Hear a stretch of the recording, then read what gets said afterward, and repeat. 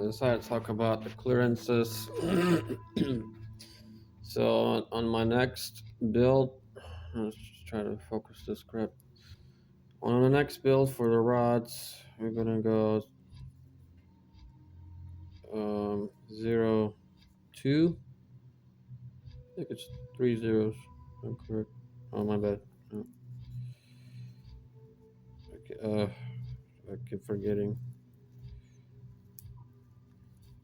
So for the rods, 2000s. And for the mains, I'm gonna go 25. And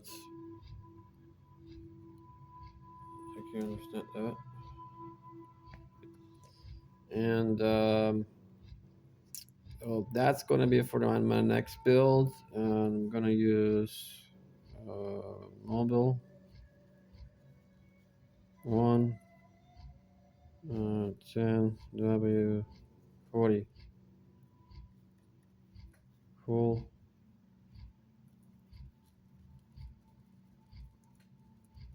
synthetic. So that's gonna be the oil, and that's gonna be the clearances. On that, next I want to talk about is what was the build, just to make sure whoever was asking, I'll get it right. But basically I have mainly crank 88 millimeter. That's what was in there. Mainly rod, which was 156 millimeter. And then we've got, looking at the camera, the what you call them, the pistons, Riseco, uh, Riseco, uh, Riseco pistons. There were 28. If I remember right, it was 0.7 millimeter, 14 cc, and there were I think it was 22 millimeter wrist pin.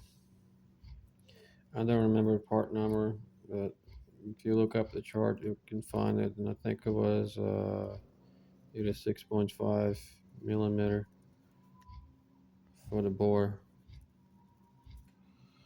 Um, Obviously, if you're doing for, or was it G4JS? Oh my God.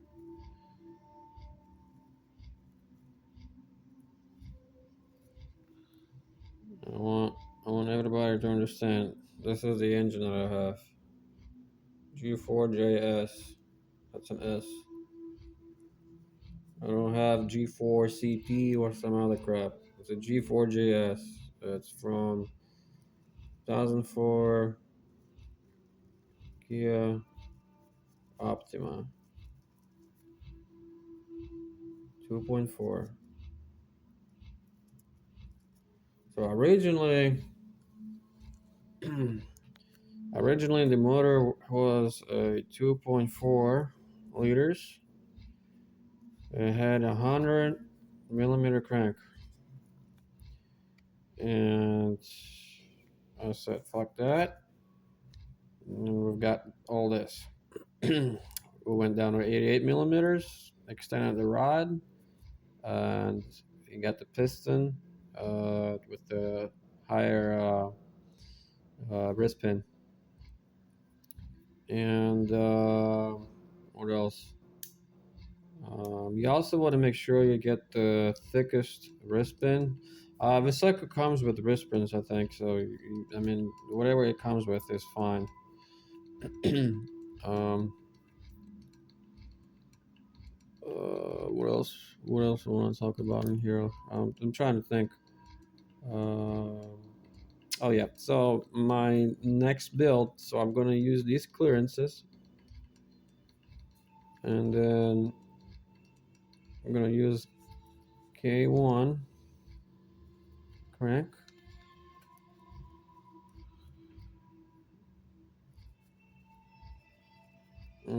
Billet. This crank is going to be billet crank. Now this crank right here, mainly, this one was forged. Now the difference between forged and billet crank is the way it's produced. Billet crank comes from like a block of metal that's put into the machine and it's been, chiseled. They, you know, they chisel it out. I don't know what the fuck I'm doing, but anyway, they chisel it out, and the tolerances on the billet crank are very accurate.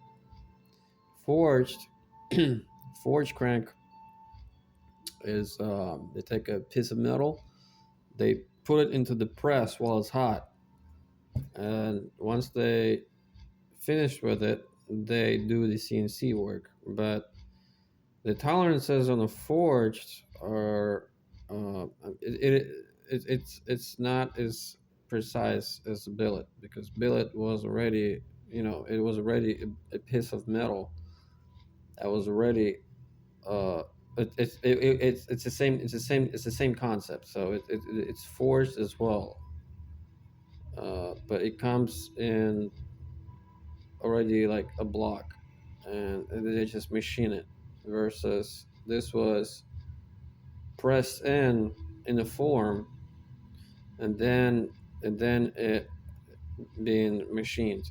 The problem that I found on forums, and I'm going to check that, but mainly oil galley is an X shape.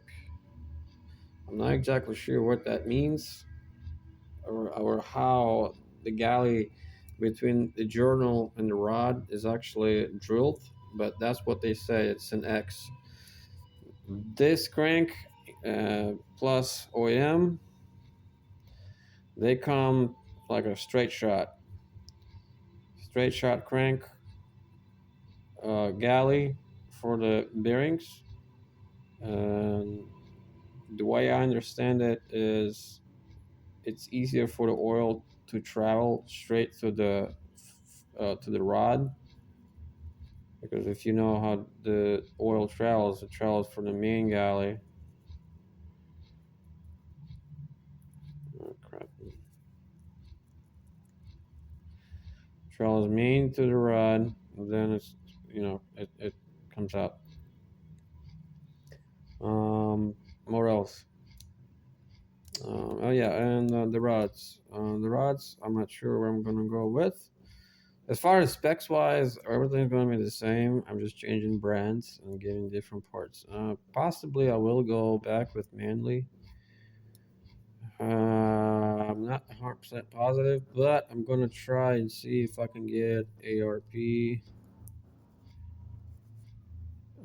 625 plus bolts. What else? Oh, well, I guess one thing I did not mention, which I'm not going to be working on that, but the this should be added to this list. So let's go down here. The cams. That's something I don't really remember, but I believe it was Kelford, and they were, I think, 276, 272. And that's why my engine sounds like that, because of these cams. plus the turbo, plus the what do you call it? Exhaust manifold, and Kigley's. I can't spell that crap. But anyway,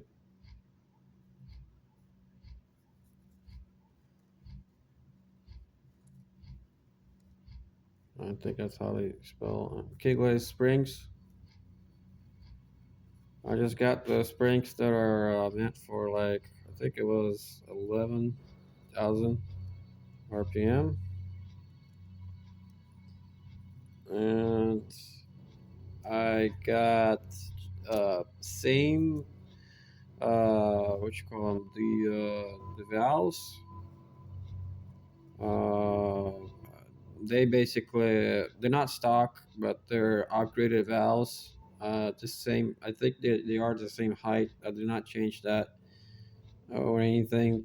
They just upgraded valves. I did not change. I did not change anything with valves. Just get some upgraded valves that are made out of a better metal than what stock is. And yeah, I mean that will get you. I will get you going. But as far as as far as what I'm thinking that I want to go over, oh yeah, one more thing, the ride ratio. The last thing I want to talk about. So you could probably find out on the internet. Let me get another piece of paper. I don't have another piece of paper anyway.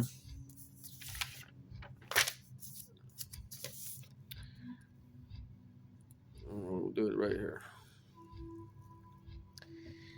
So this built right here, this is 1.77 rod ratio. Stock Evo is 1.70. You want to be above 1.5 when you're building the engine. So obviously in mine it's very high because I wanted to go to 9,500 RPM. So when you let's say you were at 1.45, let's say, right? So this is your piston bore, your piston, and then you got your crank. And so what's happening here is because the stroke is so wide and the rod is so short, you end up having something like this.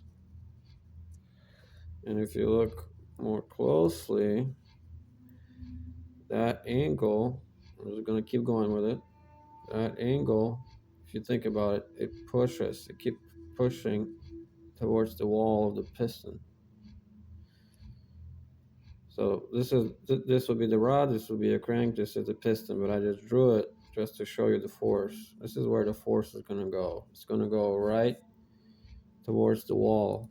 So that means that this wall is going to have a lot more wear, especially the higher RPMs. The higher RPMs, the worse it gets, because the engine just, just keeps pushing on the sidewalls, and that happens both ways, back and forth, back and forth. Now let's say we're doing my engine, right? 1.77 rod ratio. I'm gonna draw it out again. So there's your piston, and I'm just gonna make it a little bit more obvious so you can kind of see. Now I'm gonna make it, let's say, just so you got longer rod. Let's see, that will kind of explain.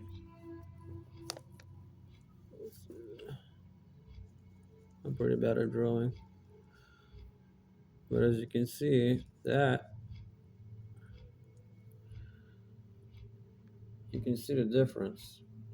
So 1.77, and that's a triangle, right? That's a triangle.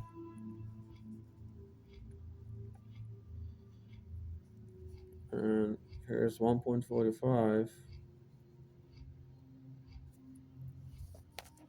So this triangle has steeper side than this one. So this one will have less force. It's almost like you could say that this just when it spins, it faces up.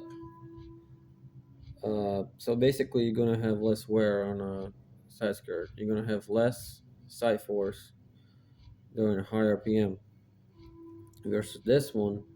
It has more push towards the and normally you will encounter that with the stroker like a 2.4.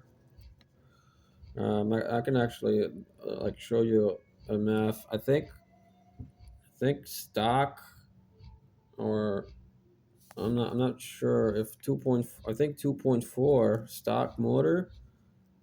So it has a 100 millimeter crank, and it has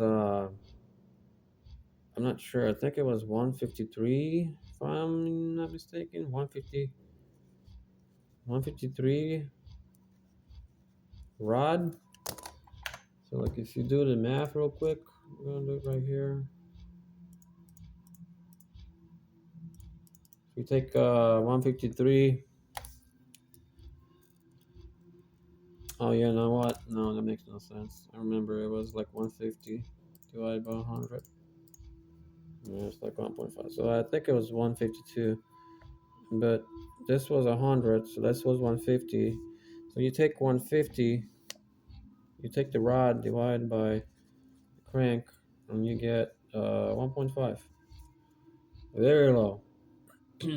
Obviously, you don't want to rev that crap too high.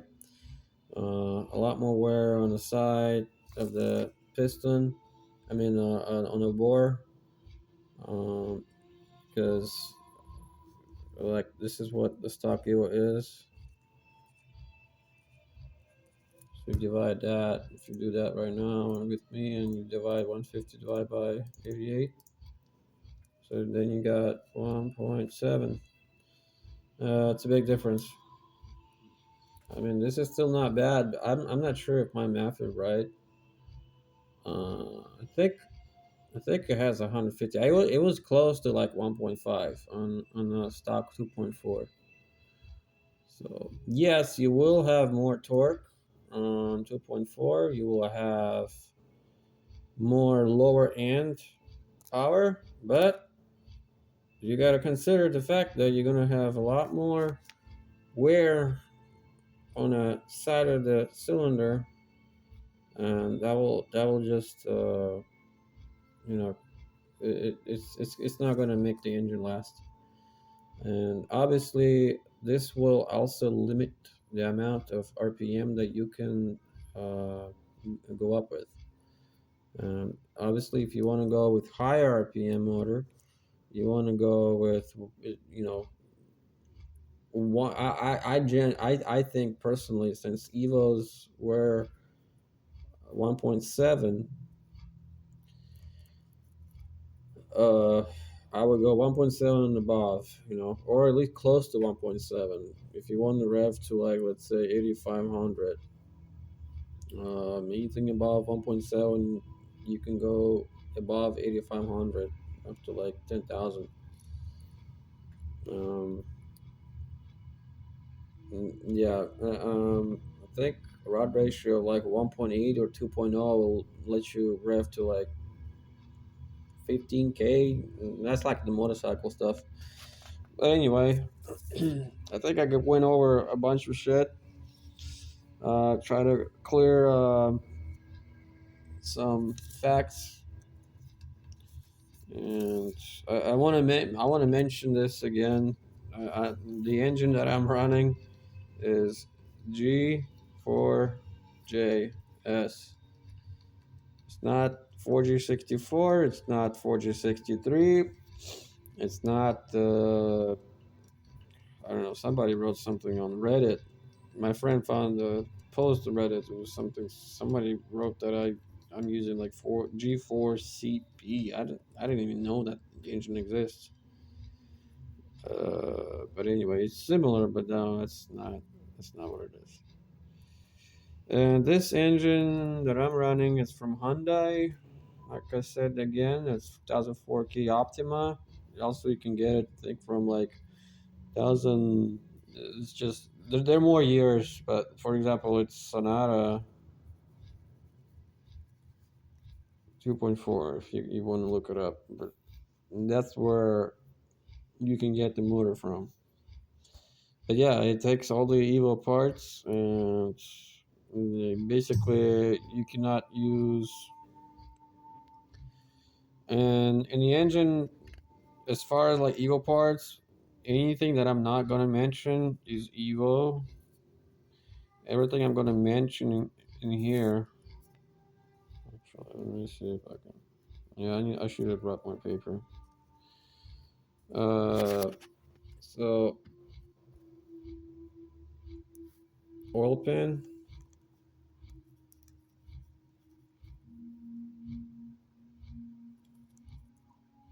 oil pump, valve cover, water cooling, everything water cooling. I'm gonna put water, the pump, everything has to be from Hyundai. Uh, okay, oil pan, oil pump, valve cover, water cooling, engine mounts. Yeah, the side engine mount that goes to the engine.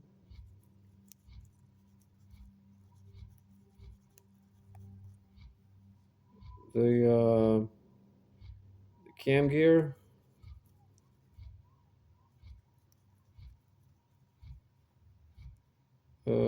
Cam gears. What else? The belt, cam belt, Ryanair space, cam belt. Um, missing something. Hold on. Obviously the tensioner has to be the Hyundai one. I think from the front. Yeah, I think from the front that's all I can think of. Well, obviously the cover on the engine, and the side cover that it covers the cam belt and all that. That's Hyundai. But basically everything else is Evo. But yeah, very long video. Hope this was helpful. This is a lot of information, and yeah, and I think on a touch base, one thing is the bad thing I had in my engine is that the clearance for the rods, I think, was 1,000ths, and the same thing probably was for the mains, which is improper because you especially when you're using 10W40, you wanna have more clearance so the oil actually can flow. But yeah, um, yeah. I hope this was helpful. Went over a bunch of shit. Um, as I go on with these videos, I'll try to make it a little bit better. Maybe get a better camera, but um, yeah, that's about it. All right. Well, I'll catch you in the next one.